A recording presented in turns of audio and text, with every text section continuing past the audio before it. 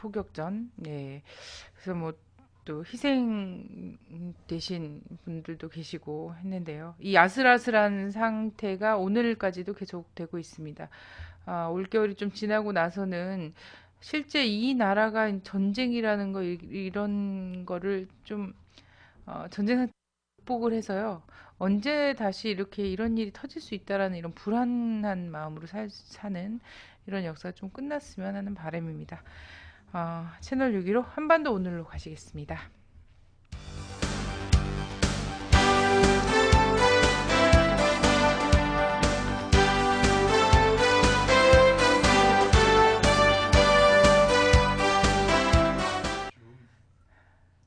네, 동부가요문의 문경환 대표님 오셨습니다. 안녕하세요. 안녕하세요. 예. 자, 네, 반갑습니다. 뭐, 좀 들어와 계신 분들이 계시네요. 네, 저희는 이렇게 늘 약간 단촐한 분위기에서 맹렬 팬들만 모시고 생방송을 계속 저희가 고집하고 있는데, 근데 생방송 때는 사실 많은 분들을 만날 수는 없어요. 근데 저희가 이제 자부하는 것은, 어, 녹화 방송은 녹화 많이. 방송을 계속 보시더라. 수 많이 보시더라. 이런 말씀을 드리고 싶고요. 통일이 엄마 맞습니다. 어느 별님. 네, 반갑습니다.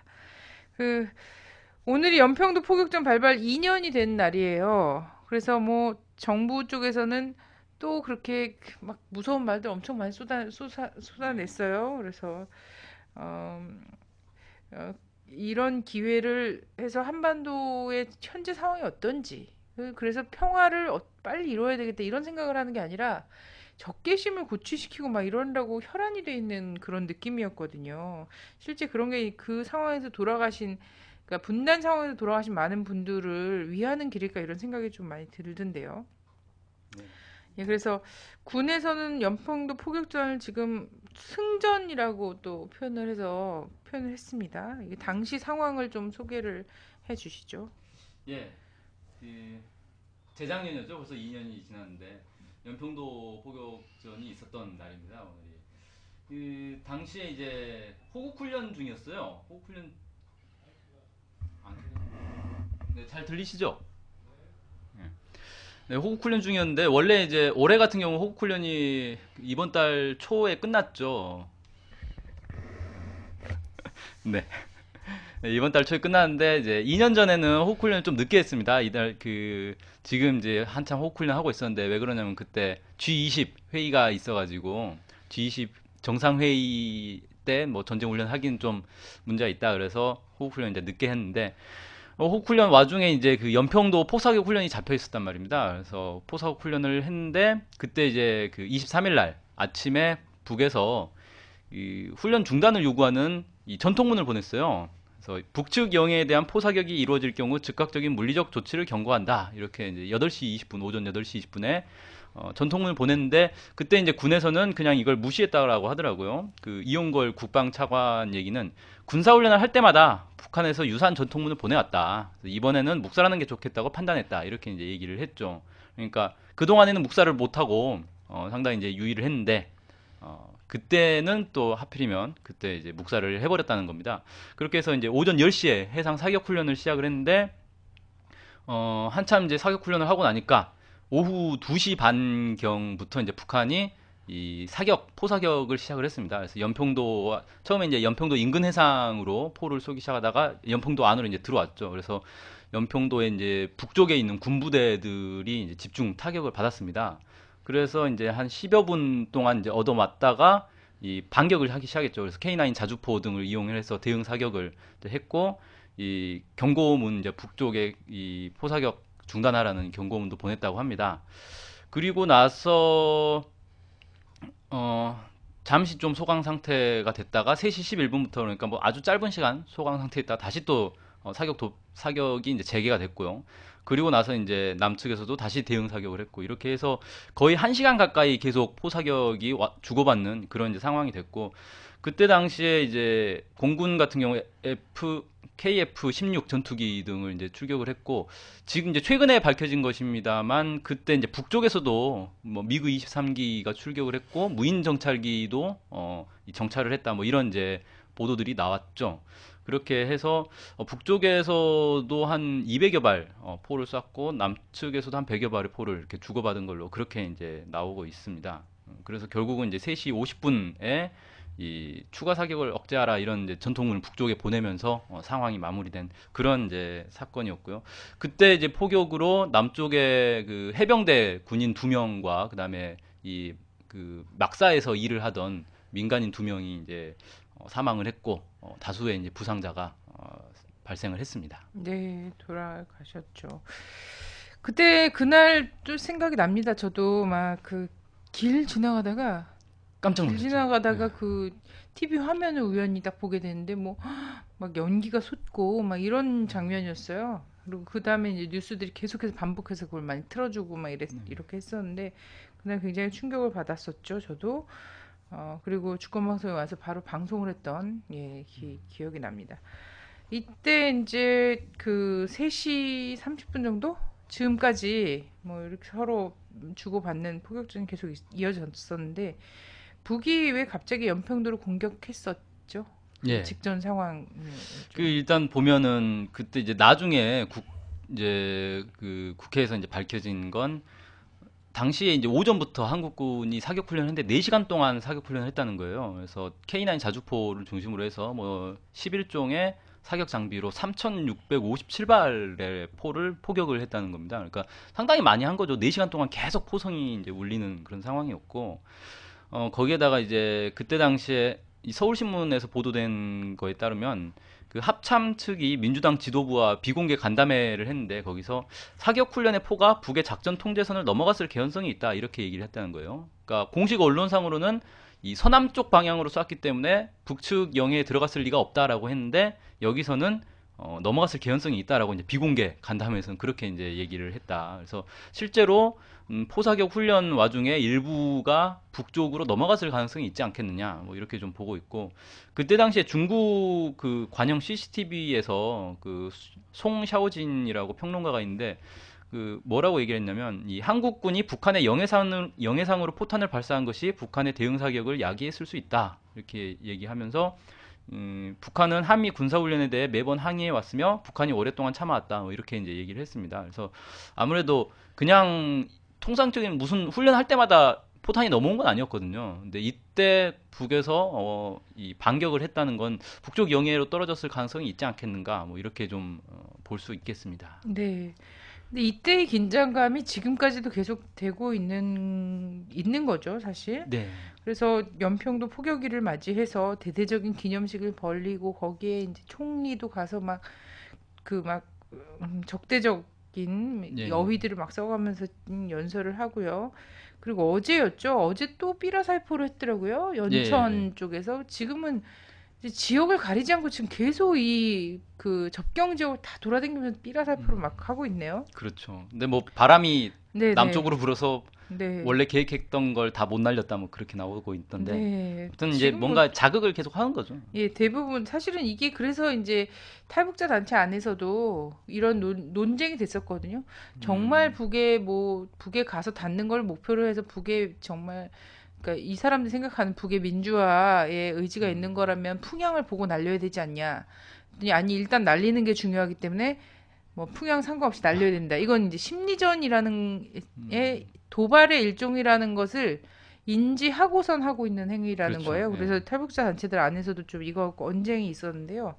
그러니까 어제 어쨌든 탈북 단체들 보수 단체들이 연천 지역에 가서 뿌렸어요. 그렇지 않아도 연천 지역이 뭐 한탄강 막 이렇게 막 있고 예, 늘 포소리가 나고 막 이래서 굉장히 불안해 할 텐데요. 그리고 또 그 어제 삐라 살표하고 이제 추모제, 촛불 집회 뭐 이런 것들을 계속 진행을 하고 있거든요. 네, 네. 그렇습니다. 이분들이 이러는 이유가 있겠죠? 네. 네. 아, 전쟁을 바라는 걸까요? 그 이제 어떤 계기를 네. 연평도 뭐 2년 뭐 이걸 계기로 이제 삼았다 뭐 이렇게 좀 볼 수가 있겠는데 네. 그 지금 이제 대선을 앞두고 계속해서 이 반복되고 있는 게 자꾸 이 남북 사이의 긴장 상태를 이렇게 조성하고 또 긴장 상태가 있는 것처럼 보여주고 이런 것들을 좀 계속 하고 있거든요. 그래서 대선을 노리고 하는 것 아니냐 이렇게 충분히 짐작을 할 수가 있겠고 특히 그 뭐 NLL 문제로 시작을 해서 이제 북풍 뭐 공작 이런 논란들이 계속 있었는데 최근 들어서 뭐 지난주부터 해가지고 갑자기 북한이 뭔가 할 것처럼 북한이 뭔가 군사적 움직임을 보이고 있다 이런 식의 보도들이 쏟아지고 있거든요. 뭐 지난주 방송에서도 나왔듯이 뭐 무궁화 위성에 전파 교란을 했다. 이게 3월 달에 있었던 일인데 갑자기 지난주에 보도가 된다든지 아니면 오늘 또 보도 보니까 그 북한에서 미사일 발사 징후가 보인다. 뭐 이런 이제 보도들이 나오고 있는데 그냥 무슨 트럭에 뭘 싣고 가면 그냥 그게 미사일이다. 미사일 발사 징후가 보인다. 이런 식으로 얘기를 하고 그래서 뭔가 이 사소한 것조차 부풀려 가지고 마치 군사적인 어떤 이 위기가 닥치는 것처럼 그렇게 자꾸 보이게 하려는 것 아닌가. 이게 좀 정치적 의도가 있다. 이렇게 좀 생각이 됩니다. 네. 근데 저는 여기선 보면요. 이 탈북단체나 이제 보수단체들이 사실은 이제 새누리당 지지자잖아요. 현재 그렇죠. 여당의 예. 지지자고 보수 정당을 이명박, 좋아하죠. 박근혜 지지자들인데 이분들이 계속해서 남북 긴장 상태를 노골적으로 시키고 있거든요. 음. 국민들이 비판을 함에도 불구하고 절대 자제하지 않고 있잖아요. 네. 이런 거 보면 남북 긴장 상태가 긴장이 더 높아지면 높아질수록 이명박 정권이나 박근혜 씨에게 되게 유리한 상황이다라는 걸 인식하고 있는 거거든요. 아, 예. 그렇죠. 근데 한국의 언론들은 북이 북풍을 지금 조장하려고 하고 있다. 뭐 미사일 발사를 준비하고 예, 있다. 뭐 이렇게 대선에 얘기하면서 개입한다. 뭐 예, 이렇게. 그러면서 대선에 개입한다 그러는데 그럼 똑같이 이게 긴장이 높아지는 거지 않습니까? 그럼 예. 북이 이명박 정권을 지지하는 건가요? 그러니까 그, 이게 말이 맞지 예, 않는다는 모순이죠, 겁니다. 예, 모순. 예, 네. 예. 그래서 북풍이 만약에 훈풍이라면 모르겠는데, 그죠? 뭐 아, 6.15, 14로 뭐 이렇게 하고 그렇죠. 이런 거라면 뭐, 모르겠는데 어쩜 물리적 충돌을 야기시키고 뭐 그런 그 군사적 충돌에 대한 긴장감을 높이는 방향에서 대선에 개입한다면 북도 탈북자 단체와 마찬가지로 이명박, 박근혜, 새누리당의 지지 그룹이어야 한단 말이죠. 근데 음, 지금까지 보여진 건 그렇지 않았잖아요. 아우, 뭐, 이명박 예, 정부나 박근혜 후보에 대해서 상종하지 예, 않겠다 이런 험한 얘기까지도 뭐, 예, 예, 거의 욕설을 막 계속 보내왔는데, 그럴 리가 없죠. 그렇습니다. 그래서 북에서 출발한 북풍을 이야기하면서 이거를 의도적인 어떤 긴장 고조 행위다. 대선 개입이다. 그걸로 해서 이렇게 얘기하다 보면 본인들의 지금 행동과도 그러면 본인들이 이 사람들이 갑자기 종북 단체가 되는 거거든요. 북이 원하는 네, 그렇죠. 긴장과 이런 것을 하고 있기 때문에 그런 것이 되는 거죠. 이런 연평도 포격전과 같은 충돌을 방지할 방법 당연히 있겠죠. 예, 뭐 궁극적으로야 뭐 통일을 하면 된다, 뭐 이렇게 쉽게 얘기할 수가 있는데, 뭐 지금 당장에 이제 문제가 있기 때문에 가장 중요한 건 남북 사이의 어떤 신뢰와 이 화해의 분위기, 그 다음에 이 군사적 우발적인 충돌을 막기 위한 그런 대책 이런 것들이 나와야 된다고 봅니다. 그래서 예를 들면 뭐 남북 간에 뭐 한라인을 개설을 해서 이제 이 우발적인 충돌이 일어났을 때 서로 대화를 통해서 어떤 상황인지 뭐 이런 걸 자제할 수 있도록 그렇게 만드는 것도 이제 필요하겠고요. 또 이제 중요하게 보는 건 이 신뢰 관계를 회복하는 게 필요한데 신뢰 관계를 깨는 가장 주된 요인이 이 미국과 이명박 정부의 이 대북 적대 정책이 있거든요. 그동안에 김대중 노무현 정부 시절에는 우발적인 충돌이 있었어도 그게 쉽게 극복이 됐단 말입니다.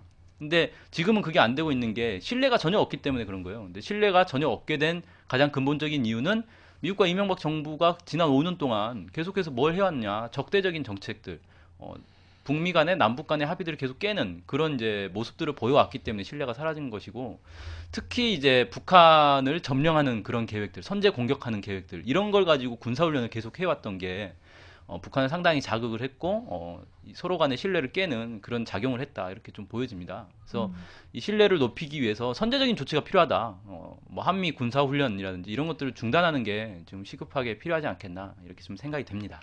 네. 뭐 아까 잠깐 말씀도 하셨는데 지금 뭐 그 일본의 아사히 신문이죠. 네. 예. 아사히가 맥주가 아니라 신문이 네. 예. 아사히 신문에서 미국에서 한국과 일본에 이게 이제 북이 미사일 시험 발사를 할 그런 조짐이 있다 이러면서 통보를 음. 했다라고 딱 했는데 그러면서 이제 그걸 갖고 지금 한국의 신문들이 일제히 좀 받아쓰기를 또 하고 있어요. 예, 네. 그러면서 대륙간 탄도미사일 실험이다라거나 뭐 이런 얘기들 하죠. 예, 뭐 음. 대륙간 그러면서 지난 4월 달에 인공위성, 실패해놓고 예. 이게 또 하려고 한다. 뭐 이런 얘기들을 막 하는데 지난 4월 달을 되돌아보시면 알겠지만 북이 만약에 인공위성 이제 그냥 그 한국을 위시한 한미일이나 이렇게는 뭐 로켓 발사나 미사일이라고 얘기하는 북에서는 인공위성 발사를 할 때 미리 공표하잖아요. 아, 예, 예. 언제쯤 한다고 예. 하고, 그죠?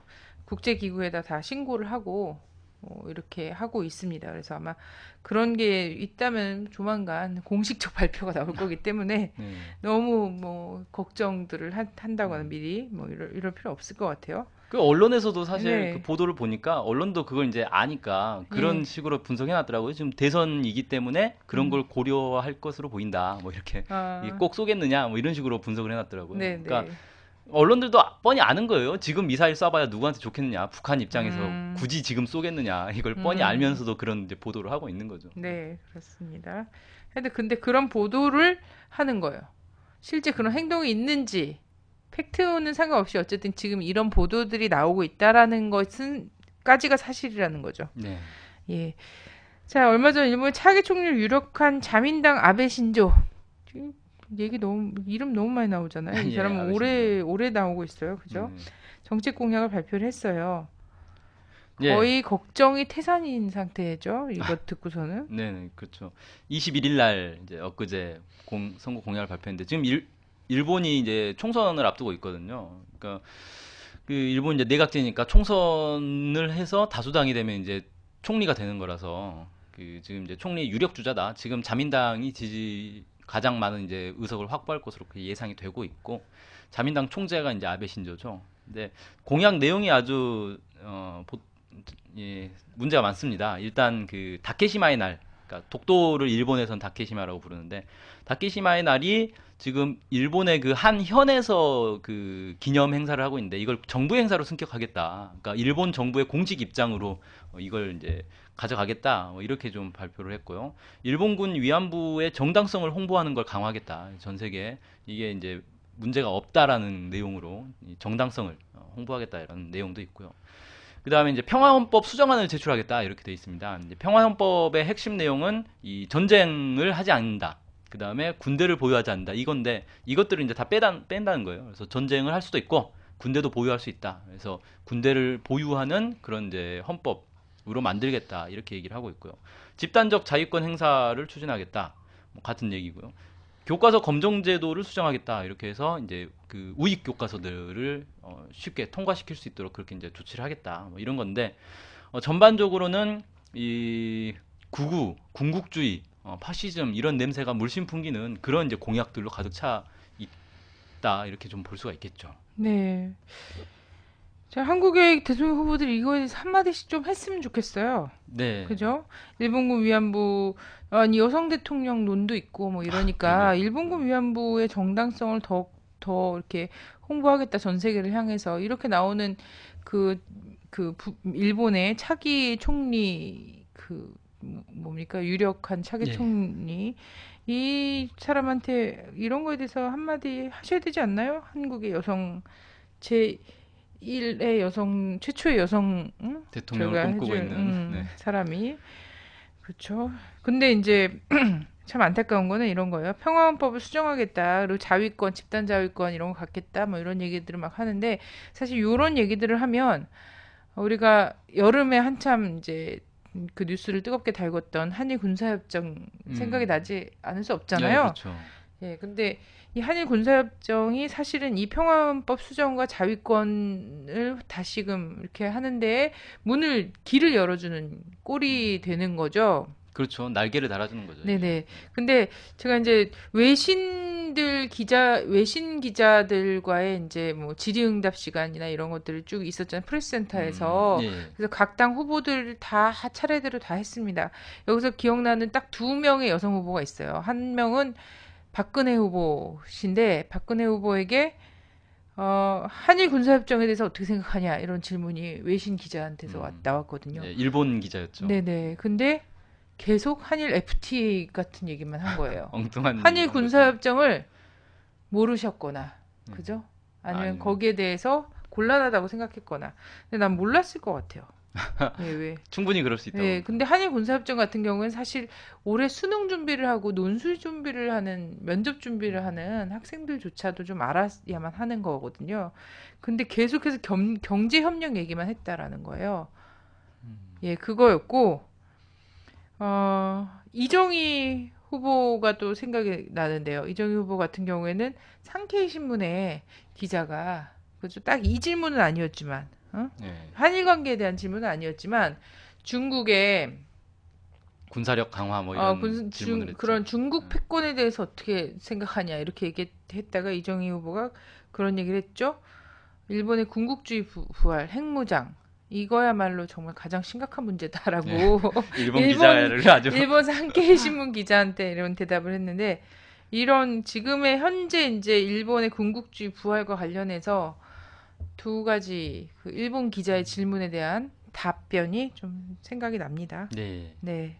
자, 어쨌든 일본이 자민당이 또다시 이렇게 유력하다는 것 자체가 참 일본의 정치가 걱정스러운 거죠. 예, 예, 이 그렇죠. 완전히 양당 정치로 굳어진 상황이지 않습니까? 네. 일당 정치죠, 예. 사실상. 미국이 민주당, 공화당 외에 찾아볼 수 없고, 그리고 한국 정치 또 그렇게 만들려고 지금 노력하고 있는데요. 이런 극우 성향 정책이 나왔어요. 네. 그 이제 왜 이런 게 자꾸 생기냐면 사실 2차 세계대전 무렵을 돌아봐도 쉽게 알 수가 있는 게 그때 당시 독일에 이제 그 나치즘이 이제 등장을 했고 뭐 이탈리아, 뭐 스페인 이런 데에 다 군국주의 이런 움직임들이 불었던 것도 사실 그때 이제 이 경제 공황을 벗어나기 위해서 사람들이 그런 쪽으로 이제 이 구구로 이렇게 쭉 빠져들 수 있는 그런 이제 경제적 토대가 있었다는 거예요. 거기에 이제 이 구구 정치인들이 대중들을 그쪽으로 이제 몰고 간 그런 이제 특성이 있었는데 지금 이제 일본도 마찬가지다. 일본이 지금 상당히 장기간 장기 침체에 빠져 있는 데다가 최근에 이제 이 세계 경제 위기 속에서 더욱 어려움을 겪다 보니까 일본도 그런 유혹을 쉽게 받는 거죠. 그리고 정치인들이 그런 국민들의 심리를 적절히 잘 활용을 해서 그런 이런 구구 성향의 그런 것들 만들어내고 있다. 그래서 지금 일본으로서는 뭐 과거 이제 2차 세계대전 직전의 분위기와 상당히 유사한 분위기가 아니겠는가 이렇게 충분히 예상을 해볼 수가 있고요. 지금의 경제 위기를 탈출하기 위해서는 전쟁밖에 답이 없다. 어, 지금 이 섬나라에서 대륙으로 진출해야 된다. 그래야 우리가 사는 길이다. 뭐 이런 이제 생각들을 하고 있을 것이고 그런 게 이제 이런 군국주의 부활, 평화헌법을 수정해서 군대를 보유하고 전쟁을 할 수 있게 만들자. 그리고 이 대륙으로 진출하기 위해서 한국을 이용하는 거죠. 그래서 한일 군사 협정을 맺어서 자위대가 마음 놓고 한반도에 진주할 수 있도록 그렇게 만들려는 그런 시도들을 하고 있다. 뭐 이렇게 좀 보여집니다. 그래서 이런 경제 위기가 닥칠수록 두 가지 경향이 나타나죠. 하나는 이제 이 변혁적 기운이 그래서 민중들이 그동안 이제 억눌렸던 이런 기득권 이 시스템을 다 뒤집어 엎고 새로운 세상을 만들려고 하는 그런 움직임과 함께 또 하나는 움직임이 정반대 이런 구구 파시즘의 분위기로 이렇게 가는 그런 움직임이 있을 수 있기 때문에 항상 이제 주의해야 될 시기가 아닌가 지금이 이렇게 좀 보여집니다. 네, 일본 국민들도 현명한 판단을 좀 했으면 좋겠네요. 네. 한국 국민들도. 예. 아까 얘기 좀 했었는데 그 대선 후보들 중에서는 이 군국주의의 이 의를 가능하게 막 지름길을 닦아주는 한일 군사협정 관련해서 그 외에 대선 후보들이 밝힌 게 있나요? 예, 일단 네네. 그 박근혜 후보와 이정희 후보는 아까 이제 말씀을 잘 하셨고 문재인 후보 같은 경우는 반대 입장을 분명히 했습니다. 국익에 네네. 도움이 되지 않는다. 네. 이 절차에 문제가 있었다. 그리고 이게 일본의 군사 대국화, 군비 확장만 도와주는 결과가 되고 동북아 지역의 군사적 긴장을 높이게 될 가능성이 크다. 뭐 이렇게 얘기를 했고요. 안철수 후보도 반대를 했는데 약간 뉘앙스는 좀 달랐습니다. 그러니까 뭐 절차상의 문제는 역시 얘기를 했고요. 국민 쪽 공감대와 국회에서의 충분한 논의를 거쳐 추진해야 한다. 일본이 독도와 위안부 문제 등 과거사 문제에 대해 아직도 진정성 있는 반성과 사과를 한 적 없다. 그래서 중단해야 한다. 이렇게 얘기를 했는데 약간 좀 뉘앙스는 다르죠. 그러니까 안철수 후보 같은 경우는 이게 일본의 어떤 군국주의화와 연결이 되는 문제이기 때문에 근본적으로 하면 안 된다라는 입장이라기보다는 충분한 논의를 거치고 일본이 과거사 문제를 사과하면 할 수도 있는 것 아니냐 이런 좀 입장인 것 같고 문재인 후보는 이게 이제 일본의 군국주의화와 연결돼 있기 때문에 근본적으로 안 된다 뭐 이런 이제 입장이 아닌가 뭐 이렇게 좀 보여지고요. 박근혜 네. 후보 같은 경우는 이제 아까 말씀하셨는데 그 외에도 이제 이 직접적인 질문에 대해서는 뭐 절차상의 문제만 계속 얘기를 하고 이건 이건 이제 국민들에게 수첩에 써져 있었던 거죠. 그렇죠. 아까는 이제 수첩에 없었기 때문에 엉뚱한 계속 얘기를 딴 한 얘기를 거고. 막 했는데 예. 이거는 이제 이거에 대한 얘기를 정리를 나름대로 누군가 음. 해준 거예요. 예. 그래서 그거는 이제 절차상의 이게 미흡하다 이런 거죠. 그렇죠. 예. 국민의 불안감을 불식시키기 위한 노력이 필요했다. 뭐 이런 정도의 그러니까 이건 쉽게 그런 말해서 거죠. 국회에서 다시 논의하면 충분히 다시 통과시킬 수 있다. 그런 내용으로 이제 이해하면 되겠습니다. 네. 자, 한국은 유신으로 가나요? 일본은 군국주의로 가나요? 동북아는 대동아 공영권으로 가나요? 2차 세계대전으로 네, 가는 것 같습니다. 결과는 세계대전이죠. 네. 네. 그래서 하여튼 이거를 좀 잘 막아내야 되지 않나 이런 생각이 들고요. 사실 뭐 정책만 보면은 이 아베의 정책 자체가 완전 황당하게 짝이 없는 거거든요. 일본 국민들의 어떤 정책 수준이 이런 것들 용납하지 않으리라고 생각합니다. 네. 자, 이런 움직임하고는 다른 뉴스인데요. 지난주죠? 지난주에 몽고 울란바토르에서 북일 간 정부 교섭이 진행이 됐다죠? 예, 예, 예. 예. 그 15, 16일 양일 동안. 네네. 그래서 회담 결과가 뭐 성과적이었다 이런 얘기가 또 나오고 있는데요. 예, 일단 그 양일간 이제 북일 정부가 이제 국장급 회담을 개최를 했습니다. 그래서 이제 일본에서는 뭐 납치 문제를 포함해서 이 뭐 논의를 했다 뭐 이런 식으로 얘기를 하고 있는데 그 북측에서 밝힌 건 뭐 이렇습니다. 그 누구냐 그 송일호 이 조일 교섭 담당 대사가 이제 회담을 참가를 했는데 인터뷰에서 이렇게 얘기했다 그래요. 과거처럼 일본 측이 특정 문제에 고집하지 않았다. 종래보다 협력적이었다. 뭐 이렇게 이제 얘기를 했다고 합니다. 그래서 상당히 그 일본 측이 협조적으로 나와서 회담이 잘 됐다 이런 이제 평가가 있는 거죠. 그래서 조속한 시일 내에 다시 회담을 재개하겠다. 그래서 아마 이번 달 중으로 다시 열리지 않겠는가 뭐 이렇게 좀 짐작이 되고 어제도 일본에서 빠른 시일 내에 다시 회담을 재개한다 뭐 이런 이제 입장을 밝혔기 때문에 아마 조만간 다시 이제 열릴 것으로 보입니다. 네. 뭐라 하죠? 눈치 빠른 일본인 뭐 이런 얘기를 카네기인가? 카네기도 했다라고 얘기하는데 예. 예, 예. 어쨌든 이렇게 움직이는데 이유가 있을 것 같아서요. 예. 뭐 4년 동안 거의 대화가 없었지 않습니까? 북일 간에? 근데 그렇죠. 지금 이 시기에 대화가 되고 있단 예. 말이죠. 그러니까 지금 엊그제 아베 신조의 공약하고도 사실 안 맞는 부분이에요. 네네. 거기서는 이제 군국주의화 뭐 이런 것들을 강조를 했는데 이 북한하고는 이상하게 대화를 갑자기 안 하던 대화를 올해 들어서 이게 그 시작이 된 건데 뭐 여러 가지 의미로 좀 생각해 볼 수 있겠는데 아무래도 이제 이 한반도 문제가 상당히 이 고조가 되고 있고 북미 간에 그리고 남북 간에 뭔가 이 결판을 지을 그런 이제 순간들이 점점 다가오고 있다. 뭐 이렇게 좀 판단을 하지 않았겠느냐. 이건 사실 누가 보더라도 쉽게 그렇게 판단할 수가 있는 문제였고 그래서 일본이 양다리를 걸칠 준비를 하고 있다. 그러니까 만약에 이 한반도 문제가 북한 중심으로 해결이 되면 그다음에 이제 북한과의 관계를 잘 맺는 게 더 중요하기 때문에 미리 이제 발을 하나 걸쳐놓고 북한하고도 관계를 좀 우호적으로 만들어 가려는 그런 시도가 아니겠는가 뭐 이렇게 좀 보여집니다. 그러니까 눈치가 빠른 것이다 뭐 이렇게 얘기할 수 있겠죠. 네, 속보가 들어오고 있네요. 안철수 후보가 사퇴를 하기로. 아 이미 사퇴를 했다는 건가요? 네, 20분, 8시 20분 기자회견에서 예, 어, 저희가 이 방송을 하고 있는 동안에 백의종군 하겠다라고 했는데요. 이걸 어, 어, 정권 교체를 위해서 백의종군 하겠다. 예. 예, 안철수 씨 감사합니다. 네, 막판에 네네. 그동안 사실 좀 국민들의 애를 많이 이제 애간장을 녹였는데 막판에 아주 훌륭한 결정을 했다. 뭐 이렇게 네, 어, 안철수 씨 대승적인 판단을 한 것과 관련해서 나 갑자기 막 눈물 나려고 그러네. 대단히 감사드리고 자, 이제 민주당이 잘해야 합니다. 네, 더 넓고 더 강한 네. 연대, 더 좋은 예, 더 야권 연대를 좋은 해야죠. 야권 연대 속에서 예, 해야죠. 네, 그렇습니다. 아유, 고민을 반가운 많이 소식이. 했고, 예, 네. 예, 정말 좀 한시름 놓는 소식이기도 한데요. 이제 문재인 후보가 우리 어느 별님 말씀처럼 제대로 잘하는 게 중요하겠고, 저희도 정권 교체를 위해서 저희도 안철수 씨 따라서 백의종군 열심히 백의종군 하겠습니다. 바닥에서 열심히 하겠습니다. 네네. 정말 조마조마했습니다.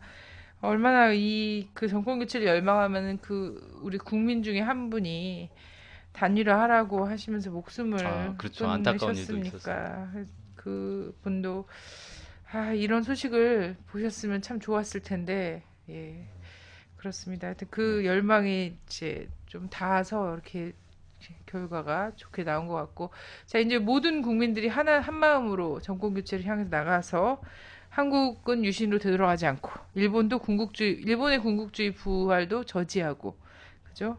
세계대전도 막아냅시다. 네. 이렇게 큰 갑자기 뭐. 네. 아유, 감사합니다. 자, 그리고 이제 계속하죠. 네. 갑자기 막 정치 보도를 하고 싶은 생각이 막 드는데, 자, 한국의 경제 주권과 최근에 이제 밀접한 사건이 연달아서 일어났었어요. 하나는 IMF 구제금융을 신청한 날이었고요. 네. 날이고 또 하나는 이제 FTA를 날치기 한 네. 날이었거든요. 이 며칠 사이죠? 그렇죠. 예, 예. 그 21일이 예. 이제 IMF 구제금융을 신청한 날이죠. 1997년 예. 네, 였고 그다음에 IMF 통과 FTA 통과는 이제 22일 날 작년이었죠? 1년이었죠. 예, 예. 날치기 통과. 최루탄 터진 날이죠. 그렇죠. 예. 예, 박근혜 의원은 화장 고치러 화장실에 가고 네. 뭐 그런 일이 있었는데 아마 이 두 개가 이렇게 한국의 경제 주권과 아주 밀접한 관계가 있는 일이었고 IMF는 이런 거죠. 쉽게 말해서 한국이 이제 김영삼 정부 시절 이제 초창기부터 뭐 WTO 가입 뭐 이런 거 하면서 경제 시장을 막 개방을 하기 시작했어요. 근데 이게 네. 국내의 어떤 반발에 의해서 마음껏 개방을 못 하고 있었던 거죠. 그러다가 이 경제 위기, 외환 위기를 계기로 해서 IMF가 딱 터지면서 완전히 다 개방을 해버렸습니다. 그때 그러니까 쉽게 말해 이런 거예요. IMF에서 돈을 빌려줄 테니 우리가 시키는 대로 해라. 경제 주권을 그냥 넘겨준 거죠. 그래서 뭐 진보 보수를 다 떠나서 다들 통탄을 했습니다. 제2의 을사조약이다. IMF 식민지가 됐다. 경제 식민지가 됐다. 이렇게 통탄을 했는데 이런 식으로 해서 한국의 이제 신자유주의가 극단적인 신자유주의가 강제로 이제 주입이 된 거였고 그렇게 해서 사실 이 국제 투기 자본들에게 한국 경제를 살을 다 뜯어먹게 만들어준 그런 이제 계기가 됐고요. 그리고 나서 이제 한 15년 정도 지나서 한미 FTA가 날치기로 통과가 됐습니다. 그래서 발효가 됐죠. 한미 FTA는 쉽게 말해서 이제 살은 다 뜯겼고 뼈다귀밖에 안 남았는데 미국에게 이 뼈다귀탕 먹을 거리를 던져주는 그런 게 되지 않겠는가.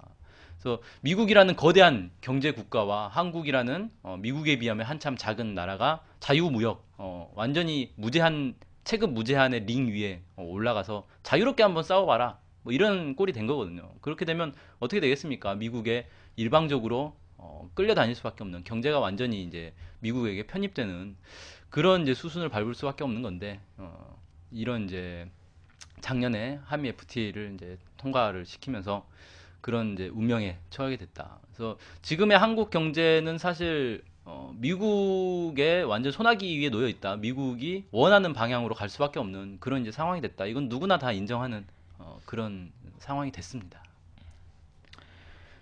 네. 자, 한미 FTA는 론스타 제소 뭐 근거가 되지 않았습니까? 예, 그 론스타가 최근에 그 ISD 투자자 국가 소송을 이제 걸었습니다. 그러니까 그동안에 이제 이 론스타가 이 한국 정부의 이제 이 제약 조건에 따라서 피해를 봤다. 이렇게 이제 얘기를 하면서 했는데 정확하게 말하면 이게 한미 FTA를 근거로 해서 제소를 한 건 아니에요. 그러니까 론스타가 이 한 벨기에 론스타의 이제 벨기에의 또 이 페이퍼 컴퍼니라 그러죠. 이렇게 벨기에 회사인 걸로 이렇게 돼 있는 그 지사에서 이제 제소를 한 건데 한 벨기에 투자 보장 협정에 따른 것이다. 뭐 이렇게 이제 얘기를 하는데 문제는 이제 그게 아니라 왜 그동안에 제소를 안 하다가 이제 와서 갑자기 제소를 했느냐. 그러니까 한미 FTA가 이제 쭉 발효가 되고 근거가 마련이 되니까 제소를 한 거거든요. 그래서 만약에 이게 제대로 안 돼도 한미 FTA ISD 조항 가지고 다시 또 걸 수 있기 때문에 그 마음 놓고 이제 안전판을 만들어 놓고 제소를 한 것이다. 이렇게 볼 수 있고 이게 결국은 이 앞으로 여러 이 투기 자본들, 국제 이 기업들이 다국적 기업들이 한국을 마음껏 이제 농락할 수 있는 그런 이제 이 시작이다. 출발이다. 뭐 이렇게 좀 볼 수가 있겠습니다. 그래서 이게 결국은 어떻게 되냐면 패소를 하면 결국 정부 돈으로 다 메꾸는 거거든요. 그리고 정부 돈이라는 건 결국 국민의 세금 아닙니까? 그래서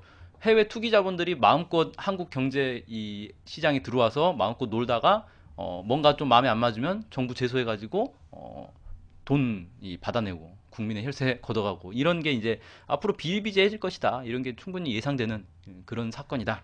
이렇게 얘기를 할 수 있겠네요. 네. 경제 전문 방송은 아니고 조금 있다가 또 저희가 9시부터는 이 경제, 한국 경제 돌파구 얘기를 자세하게 할 아, 건데요. 네. 네네. 전문가가 또 오시는군요. 네네. 전문가 오십니다. 그래서 그렇지만 하여튼 약간의 맛배기로 이런 그 예속 경제에서 벗어나려면 어떻게 해야 할까요? 예. 네, 일, 너무 좀 뻔한 질문인 것 같지만 일단 급한 게 이제 예, 한미 FTA 이걸 그 폐기하는 문제가 가장 시급하겠죠. 한미 네, FTA가 있는 이상은 계속해서 당할 수밖에 없는 상황이거든요. 근데 이제 한 가지 좀 안타까운 건 그 올해 총선까지만 해도 상당수의 이 야권 정치인들, 뭐 지식인들, 언론들은 한미 FTA 폐기를 계속 주장을 해왔어요. 뭐 심지어 작년에 이제 한미 FTA 한참 시끄러울 때, 작년, 재작년 이럴 때는 뭐 어떤 그 지식인은 뭐 그 잡지에 자기 잡지에 이제 투고를 하면서 이 잡지는 왜 잡지 전체 내용을 다 한미 FTA로 채우지 않느냐, 왜 부분적으로만 채우느냐, 뭐 이런 비판을 하기도 하고 어떤 신문은 한미 FTA 작년에 날치기 통과되니까 전면에다가 한미 FTA 날치기에 그 동참한 의원들 사진을 쫙 걸어놓고 잊지 말자 뭐 이런 걸 막 걸어놨단 말이에요. 그래서 그때는 다들 한미 FTA 폐기를 얘기했는데 지금 그들에게 한번 물어보고 싶어요. 그들이 그 뭐 지지하고 있는 대선 후보들 중에 누가 지금 한미 FTA 폐기를 얘기하고 있는지, 그리고 이 사람들은 지금 왜 조용하고 있는지, 론스타에서 드디어 이제 한미 FTA를 적극 활용하기 위해서 제소를 했는데 왜 다들 침묵하고 있고 아무 말도 하지 않고 있느냐. 뭐 단일화 얘기만 하고 있어요. 단일화 물론 중요하죠. 근데 단일화를 뭐하러 합니까? 한미 FTA를 막아내고 이런 어, 민중들의 삶에 아주 밀접한 그런 의제들을 우리가 이행하기 위해서 단일화를 하는 거지. 단순히 그냥 정권만 교체된다고 해서 다 되는 게 아니거든요. 근데 아무도 한미 FTA 폐기를 얘기하지 않고 있다는 겁니다. 그게 정말 안타깝고요. 그 다음에 이제 또 얘기하고 싶은 건 이제 한미 FTA 폐기가 상징적인 것인데 한국 경제의 어떤 큰 틀에서 좀 조망할 필요가 있다. 지금 대선 후보들이 다들 이 뭡니까? 경제 민주화 얘기를 하고 있거든요. 근데 경제 민주화도 좋습니다. 경제 민주화 하기 전에 해야 될 게 있어요. 뭐냐면은 지금 뭐 경제 민주화를 한다 그래가지고 재벌 해체를 하고 뭐 순환 출자를 금지하고 뭐 이런 것들을 쭉 하는 건 좋은데 이렇게 했을 때 누가 이익을 보겠느냐 이겁니다. 지금 상황에서 그런 걸 하면 결국 재벌 뭐 계열 분리가 되고 순환 출자 중단돼 가지고 이 경영권을 그 경영권을 확보를 못 하고 이렇게 되면 결국 외국 투기자본들이 들어와서 이 우량 기업들을 다 사가는 꼴밖에 안 나거든요. 그래서 제가 생각하는 건 뭐냐면 경제 민주화 좋은데 경제 민주화 이전에 할 게 있다. 경제 자주하다. 한미 FTA 그리고 이 신자유주의로 인해서 개방된 이 한국 경제 무분별하게 개방된 경제들을 다시 이 한국의 이 국민들을 위해서 사용할 수 있도록 이 경제 시스템이 국민들을 위한 시스템으로 갈 수 있도록 외국 투기 자본에게 무방비 상태로 나가지 않도록 이걸 막는 게 더 우선시 돼야 된다. 선행되어야 그때 가서 경제 민주화를 해도 그 효과가 서민들에게 그대로 돌아갈 수 있다는 거죠.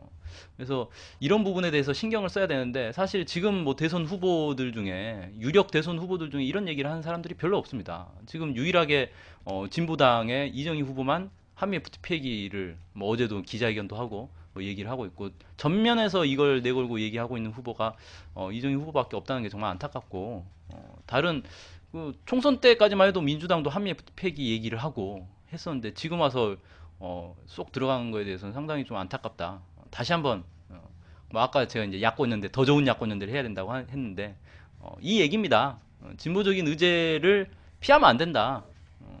총선에서 열심히 얘기해놓고 대선에 와서 그런 걸 쏙 빼놓고 이런 식으로 좀 정치적 이득을 위해서 올바른 걸 얘기하는 게 아니라 자신들에게 이득이 될 만한 것만 얘기하는 그런 정치는 지금 우리 국민들에게 필요한 건 아니거든요. 그래서 이런 부분을 좀 신경을 썼으면 좋겠습니다.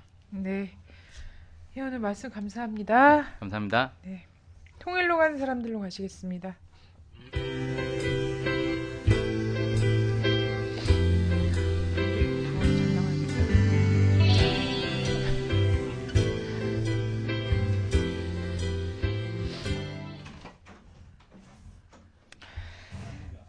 네.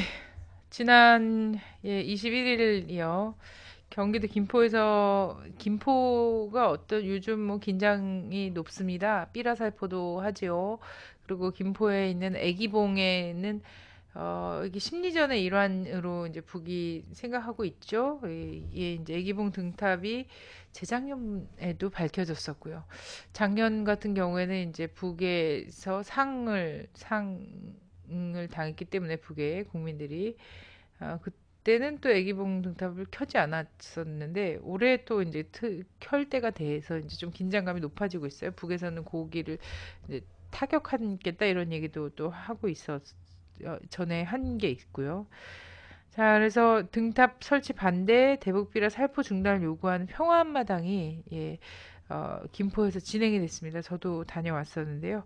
지역 주민들과 평화통일운동 단체들 그리고 통합진보당 이정희 후보도 같이 참가를 했었는데 한반도 평화를 촉구하는 이 자리 오늘 그 영상으로 좀 보내드리도록 하겠습니다. 그리고 이 영상 보시고요. 그 다음에 이제 대선 특집 연속기획 2회입니다. 개성공단 편을 생방송으로 진행하니까요. 그건 또 9시부터 10시까지 또 진행을 합니다. 함께 해주시기 바랍니다. 잠시 후에 뵙겠습니다. 한계 통일을 완료하여 평화로운 코리아 연방 시대를 열겠습니다. 이곳 애기봉은 서부전선 최전방인 동시에 북의 개풍군과 불과 3km 떨어져 있습니다. 통일을 염원해야 할 이곳 애기봉 전망대가 대북 전단 살포와 트리점등 등으로 한반도의 화약고가 되고 있습니다. 이명박 정부의 적대적 대북 정책의 결과입니다. 저는 오늘 이명박 정부의 대북 적대 정책의 상징적 장소가 되어버린 이곳 애기봉 전망대에서 통일 국방 분야 정책 공약을 발표합니다. 다음 정부 5년 안에 남북관계를 전면적으로 발전시켜 실질적인 통일의 단계로 진입해야 합니다. 한반도 평화체제를 반드시 실현해서 더 이상 전쟁 걱정 없이 살아갈 수 있는 세상을 만들어야 합니다. 공격적 한미 군사동맹을 해소하고 미군 없는 나라를 만들어야 통일도 평화도 가능하다는 것이 통합진보당과 이정희의 확신입니다. 첫째, 민족통일기구인 코리아위원회를 구성하여 임기 내 1단계 통일을 완료하겠습니다. 코리아위원회는 6.15 선언에서 명시하고 있는 낮은 단계 연방제와 연합제의 공통성에 기초하면서도 통합진보당만의 독창적인 민족통일기구입니다. 코리아위원회는 통일헌법 제정과 단일국호 UN 가입 등을 치밀하게 준비함으로써 연방의회와 연방정부를 구성하기 위한 기틀을 만들 것입니다. 임기 내 민족통일기구를 만들려면 남북관계를 조속히 정상화하고 14선언을 전면적으로 이행해야 합니다. 이명박 정부 들어 파탄난 남북관계를 정상화하기 위한 4대 조치를 즉각 취하겠습니다. 14선언 이행의 사령탑이라 할 수 있는 2차 총리회담을 조속히 개최하고 분야별 회담을 재개하겠습니다. 2013년 상반기 안에 3차 정상회담을 추진하여 코리아위원회의 전신이라 할 수 있는 민족협력위원회 구성을 합의하겠습니다. 14선언에서 합의한 대로 민족통일의 청사진을 밝혀준 6.15 공동선언 기념일을 제정하겠습니다. 마지막 네 번째로 국가보안법을 폐지하고 그 외 통일을 대비한 법제도 정비에 착수하겠습니다. 개성 통일도시를 상상해 봅니다. 개성의 코리아 통일마을을 조성하여 남북 공동의 생활, 문화, 교육 시설을 구축하겠습니다. 남북 이산 가족들이 일정 기간 같이 생활할 수 있는 휴양시설을 만들겠습니다. 나아가 6천 명에 달하는 남측 근로자와 가족들이 통일마을에 입주하여 생활할 수 있도록 하겠습니다. 개성의 남과 북이 공동 출자하여 통일시대를 대비하는 인력을 육성할 수 있는 민족통일대학원을 세우겠습니다. 남북 경제협력을 비약적으로 발전시켜야 합니다. 북에는 많은 자연자원이 있습니다. 북의 막대한 철광석과 남의 농업기자재를 교환하고 서해 유전을 공동 탐사, 개발하면 우리 민족의 경제 자립력을 크게 높일 수 있습니다. 정권의 변화와 무관하게 남북 경협이 일관되게 추진되도록 남북 경제협력공사를 신설하겠습니다. 둘째, 한반도 평화체제와 비핵화를 일괄 타결하기 위한 3단계 로드맵을 이행하겠습니다. 한반도 평화체제와 비핵화를 논의해야 할 6자 회담이 벌써 오랜 기간 동안 중단되었습니다. 서로를 향한 신뢰도 모두 사라진 상태입니다. 그 주된 요인 가운데 하나가 바로 북의 정권을 인정하지 않고 붕괴시키려는 대북 적대 정책입니다. 대북 적대 정책 철회의 상징적 조치로 북을 선제 공격해 점령하는 내용의 한미 합동 군사 연습을 중단하겠습니다. 6자 회담이 재개되면 3단계 로드맵을 이행하겠습니다. 1단계로서 14선언에서 명시하고 있는 3자 혹은 4자 정상회담을 통해 한반도 종전을 선언해야 합니다. 2단계로서 한반도 평화협정을 체결해야 합니다. 한반도 평화협정은 남과 북 그리고 미국과 중국이 참여하여야 하며 유엔사의 해체, 주둔하고 있는 외국 군대의 철수 등이 명문화되어야 합니다. 3단계로서 북의 핵무기 폐기와 한반도 비핵지대화가 완성되어야 한반도 평화는 완전하게 실현됩니다. 동시에 동북아시아 군비 경쟁을 종료하고 동북아 협력 안보 체제가 구축되어야 합니다. 2010년 남과 북은 연평도 포격 사건이라는 한국전쟁 이후 최대의 군사적 충돌을 경험했습니다. 다시는 이와 같은 일이 일어나지 않도록 하는 것이 남과 북 당국자의 책임이며 의무입니다. 이를 위해 서해 평화협력 특별지대를 즉각 추진하고 남북 한라인을 조속히 복원하며 서해 남북 공동경비대를 창설하겠습니다.